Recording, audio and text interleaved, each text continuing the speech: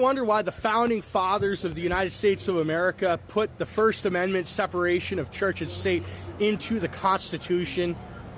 Well, there's a real reason why.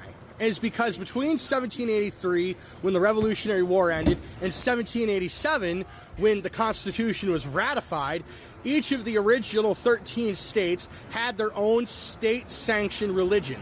Like, for example, Georgia, the Carolinas, and Virginia all sanctioned the Episcopal Church. Delaware sanctioned the Lutheran Church. Maryland sanctioned the Roman Catholic Church. Pennsylvania and New Jersey sanctioned the Quakers. New York sanctioned the Dutch Reformed.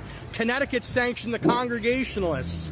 And Rhode Island sanctioned the Baptists. And also, Massachusetts sanctioned the Puritans. And New Hampshire sanctioned the Separatists. So, and each of these individual states were threatening to tear each other apart over religious affiliation. And as well, they also knew that these religions could also start a civil war in this country, like what happened in Europe, where people literally unalived each other over religious debates and discourse, and started wars over religion.